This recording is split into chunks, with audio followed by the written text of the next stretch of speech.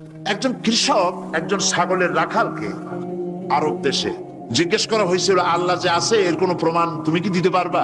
তুমি কি প্রথমে বলো আল্লাহ আছে, তুমি কি বিশ্বাস করো? অবশ্যই করি। আল্লাহ আছে এর কোনো প্রমাণ আছে তোমার কাছে? কোনো প্রমাণ নাই, তবে আমি বুঝি আল্লাহ আছে। বলে কেমনে? কয় যে আমি তো ছাগলের রাখাল, আমি তো লেখাপড়া করিনি, আমি দার্শনিকও না বিজ্ঞানীও না কিছু না, ছাগল পালি। আমি চিন্তা করি ছাগলে খায় ঘাস আর পায়খানা করে কতগুলো ক্যাপসুলের মতো ট্যাবলেট, আল্লাহ যদি না থাকবে এগুলো হয় কেমনে? ওর মাথা যেমন ও বুঝছেও তেমন। কথা বুঝতে পেরেছেন? ছাগলের রাখাল ছাগলের পায়খানা দেখা ওর মনেও চিন্তা আসে, নিশ্চয়ই কেউ পরিকল্পনা করে এরকম করে। কিন্তু ইউনিভার্সিটিতে কিছু সংখ্যক শিক্ষক আছেন জনগণের 12 কোটি মুসলমানের পয়সা দিয়া বেতন খায় আর বলে আল্লাহ নাই। একজন তো এই কথা কয়ে মরিয়ে গেছে। মরার সময় বেচারা বুঝতে পারছে যে কবরে গেলে দশাটা কি হবে, সেই জন্য কবরে যাব না। বলে দিল আমার দাফন করবে না, কাফন দিবা না, জানাজা দিবা না, এমনি নিয়া ফেলাইতো। তারপরে কি বলে মেডিকেল কলেজে দিয়ে দিও, ছেলেরা আমাকে অপারেশন করিয়া কাটাছেড়া করিয়া অপারেশন শিখবে। তার ওসিয়ত অনুযায়ী কাজ হয়েছে, এত বড় বুদ্ধিজীবী, তো তার ওসিয়ত তো শোনাই লাগে।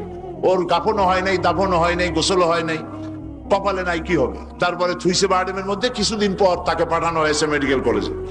মেডিকেল কলেজের ছাত্ররা যখন শুনলো যে ওই লোকটার লাশ আসতেছে, ওরা দাঁড়ায় বলছে আল্লাহর রাস্তায় মাপ চাই, এই হুজুর এখানে আনবেন না।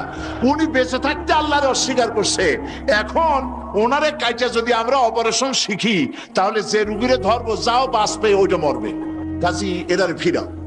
এরপরে নিয়া কোনো জায়গায় নিল না, আবার নিয়া বার্ডেমের ডিপ ফ্রিজের মধ্যে রেখে দিছে। আমার এখন চিন্তা হয়েছে যে এই লাশটারে যদি এখন রাস্তায় ফেলায় দেয় কুত্তাও খাবে না। কারণ আমার দেশের কুত্তা, আমার দেশের কুকুরেরা এতটা অভদ্র না যে কুকুরে এত পুরানা বাসি লাশ খাওয়ার মতো আমাদের কুকুর এত বেয়াদব হয় নাই, এতটা অসভ্য হয়ে পারে না।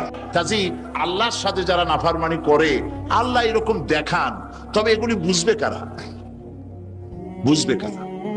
আল্লাহ রাব্বুল আলামিন বলেন ওয়াতিলকাল আমসালু নাদরিবুহা লিন্নাস ওয়ামা ইয়াকিলুহা ইল্লাল আলিমুন।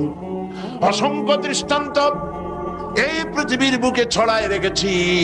এসব দৃষ্টান্ত থেকে উপদেশ গ্রহণ করতে পারবে তারা যাদেরকে আমি রব্বুল আলামিন জ্ঞান দান করেছি,